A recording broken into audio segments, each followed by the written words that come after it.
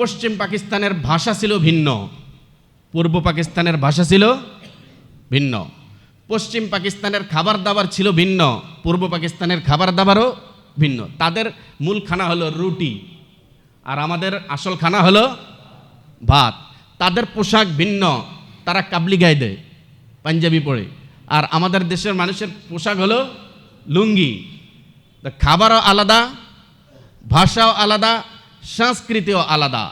তারপরেও মুসলমান হওয়ার ভিত্তিতে দুইটা দেশ একই ছিল।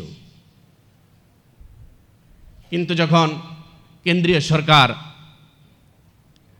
তারা যখন আমাদের এই পূর্ব পাকিস্তানের উপরে বিভিন্ন রকমের নির্যাতন করতে আরম্ভ করলো, চাকরির ক্ষেত্রে বৈষম্য, বেতনের ক্ষেত্রে বৈষম্য, খাবার দাবারের ক্ষেত্রে বৈষম্য, তখন পূর্ব পাকিস্তানের জনগণ এটা মেনে নিতে পারে নাই। তারা আস্তে আস্তে আন্দোলনের দিকে গেল। শেষ পর্যন্ত সংক্ষেপে যেটা বলতেছি, 1970 সালে নির্বাচন হয়েছে। সেই নির্বাচনে নিরস্কর বিজয় অর্জন করছে আওয়ামী লীগ। নির্বাচনের মধ্যে ইশতেহার কি ছিল? নির্বাচনের মধ্যে ইশতেহার ছিল যে আমরা ক্ষমতায় গেলে ইসলাম কোরআন সুন্নাহ বিরোধী কোনো আইন করব না। এটা 70-এর নির্বাচনের ইশতেহার। আপনারা এখন এগুলার ইতিহাস আছে, খুঁজে দেখেন। সেই 70-এর নির্বাচনকে কেন্দ্র করেই কিন্তু 71 সালের যুদ্ধ আরম্ভ হয়েছে। তারা যখন ক্ষমতা হস্তান্তর করতেছে না, টাল বাহানা করতেছে, এটাকে ভিত্তি করেই কিন্তু 71 সালের মুক্তিযুদ্ধ হয়েছে। সেই মুক্তিযুদ্ধের মধ্যে আল্লাহ পাক রব্বুল আলামিন এই দেশের জনগণকে বিজয় দান করছেন, বলেন আলহামদুলিল্লাহ। এই তো হলো মহান বিজয় দিবস। দেখেন, আল্লাহ পাক রব্বুল আলামিন যেই দেশ বিজয় অর্জন করবে, যেই দেশের জনগণ বিজয় অর্জন করবে, কোরআন হাদিসের ভিত্তিতে তাদের কিছু আলোচনা আছে। বিজয় কি শুধু বাংলাদেশে অর্জন করছে, না ইতিপূর্বে আরো অনেক দেশও বিজয় অর্জন করছে? মুসলমানরা কি তারও আগে দেশ অর্জন করে নাই? রাসূল সাল্লাল্লাহু আলাইহি ওয়াসাল্লাম মদিনার থেকে মক্কা বিজয় করেন নাই? ইসলামের ইতিহাসে যেটা ঐতিহাসিক বিজয়, ফাতহে মক্কা, মক্কার বিজয়, বিজয় সম্পর্কে আল্লাহ পাক রব্বুল আলামিন কোরআনুল কারীমের মধ্যে আয়াত নিয়ে এসেছেন যে মানুষ যখন বিজয় করবে কোনো এলাকা, তখন তার করণীয়টা কি? আপনি একটা এলাকাকে বিজয় করলেন, ইসলাম এটা পরিপূর্ণ জীবন বিধান। কোনো সাইটে আপনি খুঁজে পাবেন না যেখানে ইসলাম নেই।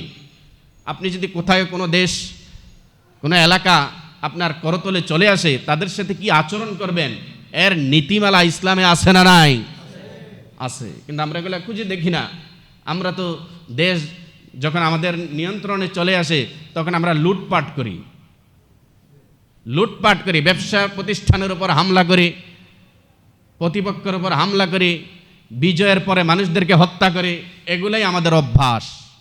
কিন্তু কোরআন হাদিসে বিজয়ের কিছু নীতিমালা আল্লাহ দান করছেন, সুবহানাল্লাহ।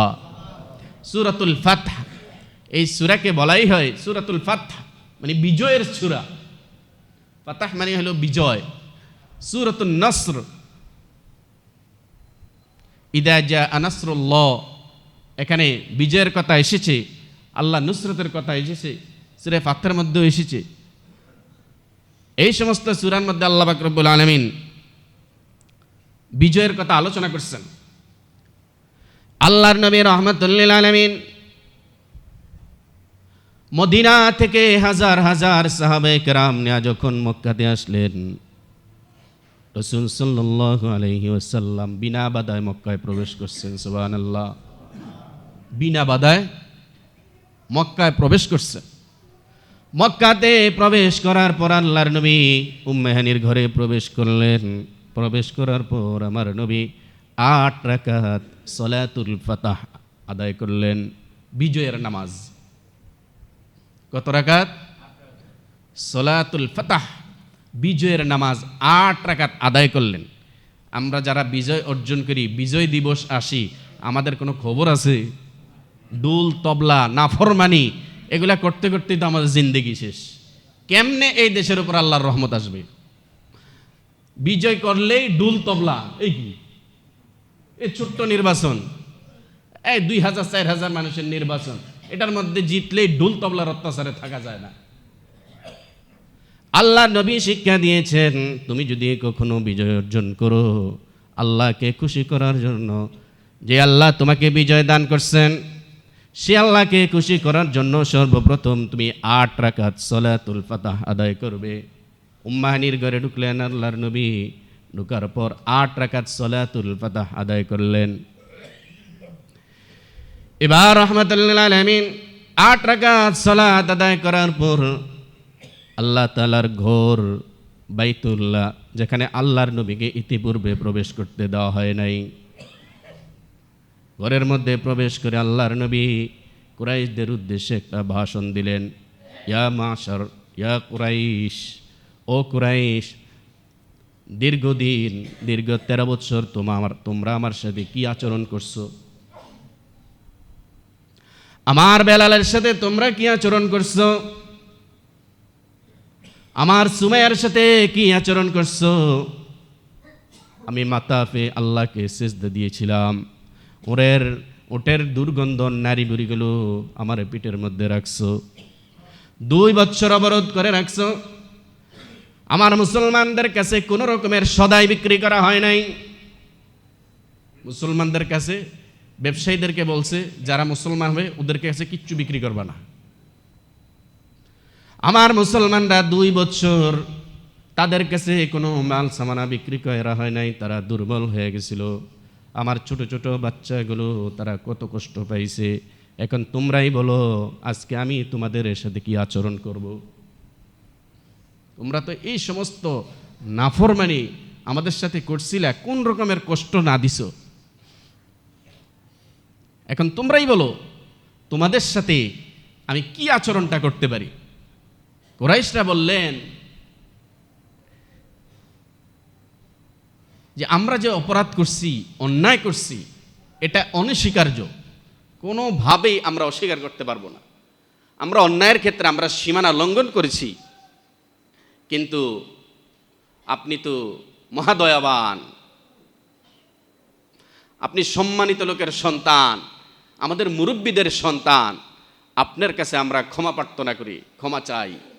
রাসূল সাল্লাল্লাহু আলাইহি সাল্লাম বলেন, ও কুরাইশবাসী, আমি আল্লাহ তাআলার তরফ থেকে আজকে তোমাদেরকে ক্ষমা করে দিলাম। কোন প্রতিশোধ নেন। পুরা মক্কা মুসলমানদের নিয়ন্ত্রণে, ইচ্ছে করলে এগুলাকে কিমা বানিয়ে ফেলতে পারতেন। একটা দোকান লুণ্ঠন হয়েছে মক্কা বিজয়ের পর, এরকম কোন প্রমাণ আছে? একটা নারী ধর্ষিতা হয়েছে, এরকম কোন প্রমাণ আছে? বিরোধী দলের একটা লোককে হত্যা করা হয়েছে অন্যায়ভাবে, এরকম কোন প্রমাণ আছে? কোনো প্রমাণ নাই। ডোল তবলা এগুলো দিয়ে নেচে গিয়ে ইসলাম বিজয় দিবস করছেন, এরকম কোন প্রমাণ আছে? বরং আল্লাহ কি বলতেছেন? বিসমিল্লাহির রহমানির রহিম, ইযা জাআ নাসরুল্লাহি ওয়াল ফাতহ। পারেন না সবাই মুখস্থ? বলেন, ইযা জাআ নাসরুল্লাহি ওয়াল ফাতহ ورأيت الناس يدخلون في دين الله أفواجا فسبح بحمد ربك واستغفر إنه كان توابا। আল্লাহ তাআলা নীতিমালা ঘোষণা করছেন, তোমরা যদি কখনো বিজয় অর্জন করতে পারো, বিজয়ের পর মুসলমানদের আমলটা কি, বিজয়ী লোকদের আমলটা কি? ইযা জাআ নাসরুল্লাহি ওয়াল ফাতহ ওয়া রাআইতান নাসা ইয়াদখুলুনা ফি দীনিল্লাহি আফওয়াজা। যখন তোমরা বিজয় অর্জন করবে, আল্লাহ যখন তোমাদেরকে বিজয় দান করবেন, দলে দলে মানুষ যখন ইসলামের ছায়াতলে আসবে, তখন তোমরা কি কাজটা করবে? ফাসাব্বিহ বিহামদি রাব্বিকা, তোমরা প্রশংসার সাথে তোমার রবের তাসবিহ আদায় করো। বিজয়ীরা কি করবে? আমার আল্লাহর প্রশংসা করবে, আমার আল্লাহর তাসবিহ আদায় করবে। ইন্নাহু কানা তাওয়াবা, এবং তোমরা যে যুদ্ধটা করছো, বিজয় যে অর্জন করছো, এর মধ্যে দেখা গেছে কোনো জায়গায় বাড়াবাড়িও তো হয়ে থাকতে পারে। ভুলে অনেক সময় বাড়াবাড়ি হয়ে যায় না, তখন মানুষের হুঁশ থাকে না। যখন যুদ্ধ জেহাদে মানুষ লিপ্ত হয় তখন তোমাদের ভুল ভ্রান্তি হতে পারে। সুতরাং এই ভুল ভ্রান্তি থেকে আল্লাহর কাছে তওবা চাও। সুতরাং যে যেই এলাকা বিজয় লাভ করবে, আল্লাহ যাকে যে ভূখণ্ডের মালিক বানিয়ে দিবেন, মানুষ যদি ওই এলাকার নেতৃত্বে আসতে পারে, তাহলে ওই নেতাদের, ওই জনগণের প্রথম কাজ হলো কি করা? ফাসাব্বিহ বিহামদি রাব্বিক, তোমার রবের তাসবির সাথে প্রশংসা করো, প্রশংসার সাথে তাসবিহ পড়ো, 8 রাকাত সালাতুল ফাতাহ আদায় করো। ইন্নাহু কানা তাওয়াবা, তোমার যে ভুলভ্রান্তিগুলো হয়েছে এগুলো আল্লাহর কাছে ক্ষমা চাও, নিশ্চয়ই তিনি ক্ষমা করে দিবেন। আর আমরা কি দেখতে পাই? আমাদের কোনো এলাকার যদি আমরা বিজয় লাভ করি, আমরা ওই এলাকার মানুষের ঘুম শেষ করে ফেলি ঢোল তবলার বাড়িতে। একেবারে বিজয়ের দিনে আমার নাফরমানি আরম্ভ, বিজয়ের দিনেই নাফরমানি আরম্ভ। 16 ডিসেম্বর আসতেছে, বারবার বলি, যারা দেশ পরিচালনা করেন, রাষ্ট্রের পক্ষ থেকে মরহুম মুসলমান যে সমস্ত লোক শাহাদাত বরণ করেছেন দেশের জন্য, তাদের জন্য কোরআনুল কারীমের খতম করে দোয়ার ইন্তজাম করেন, দোয়া দিবস করেন, দোয়া দিবস। এই ঢোল তবলা ওরা কি কবরের মধ্যে শাস্তি পাওয়ার জন্য দেশ স্বাধীন করছেন?